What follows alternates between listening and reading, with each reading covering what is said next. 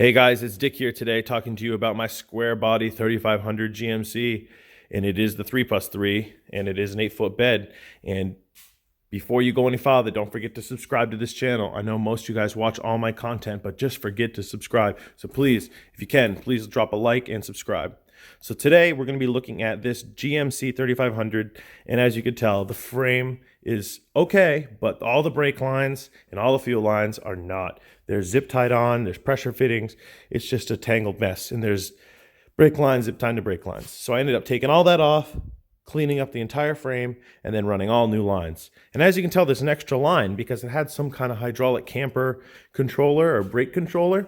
So I ended up just running the lines just in case I ended up finding a new version of that, and I looked up online and those were a terrible product. So I ended up leaving that line, but I might end up removing it.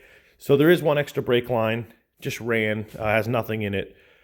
But as you're going to tell, I ended up trying to get this drum off, but I mean, it was stuck. So I ended up taking it a couple times back and forth, trying to get the drum off, and I mean, it was stuck. So I ended up hitting it with a hammer, came right off.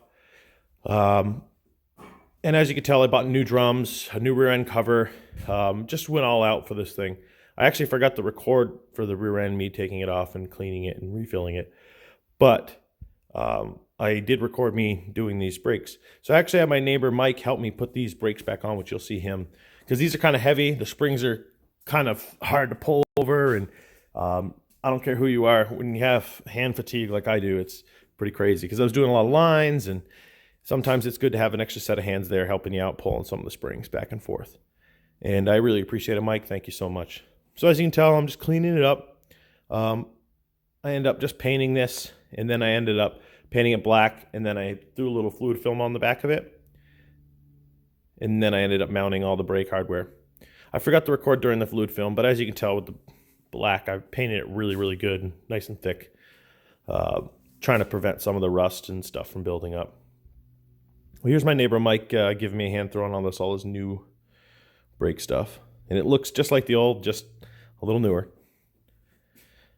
The last stuff was good, just the wheel cylinder was rusted in the back, couldn't bleed it. So if you're in that deep, you might as well redo everything.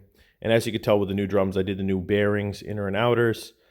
But we try to replace absolutely everything I touch. And as you can tell, it's coming right together. And as you can tell, they're switching off here. So this is when I knew I'd need a hand. And he had a couple tricks I learned, because I don't do a ton of drum brakes. I do a lot of conversions, but not a lot of drum brakes. So Mike was showing me a couple old school tricks, because I don't really work on older rigs like this. As you can tell, he lifted that drum in. Very heavy.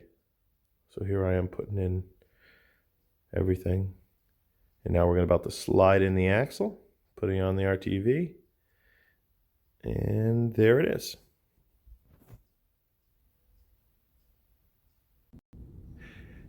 Hey guys, I just wanted to give you an update before we wrap up this video on what I'm going to end up doing off camera, or maybe I'll try to include it on the next video, and things I forgot. First thing I forgot was when I painted these diamond plated side steps here, this one was all dented up and bent. I actually ended up straightening it quite a bit. As you can tell, it's still kind of bent, but I mean, it was really caved in and flat. We ended up just painting those because they were kind of spotted and looked bad. I'm going to end up painting these handles, the mirrors, the rain guards, and the eyebrows, as I call them. I also ended up painting the front bumper, and then it rained all of a sudden in New England, which happens quite a bit, and it ruined the paint job, which is awesome. So afterwards, I'm going to have to repaint that bumper, but I do have to remove the front bumper, the rear bumper, all the lights. I'm going to remove the mirrors, the door handles, but the eyebrows I'm going to leave on, but I'm going to paint those, and then I'm going to have to give this truck a sanding, and then this is going to be down to paint and body work. And as you guys can tell, there's just a couple little flaws above the rear wheels. Looks like someone tried to repair, and when they did the repair, they made it look worse than the rust. I actually got before pictures from the owner before me that showed how the truck looked before. And this side, I mean, just looks terrible from where I had before, because it did have about a golf ball size rust hole right there. And how he tried to repair it, and then there was like a little bit of rust looking around the ends, and he just went to town and ruined everything. So I'm going to have a real body guy go through that, fiberglass that a bit, make it strong. It's not rotted to death. If it ends up being rot to death, we might do a bedside.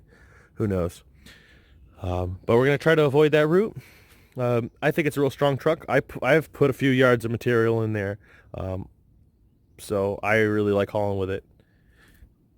And that's before I did all those brake lines. So I really enjoy this truck. I hope you guys like this video. Just trying to give you an idea of what it looks like before. So afterwards, you get a good idea of all the work that's been done. And there's Mike. Thanks for watching. Okay.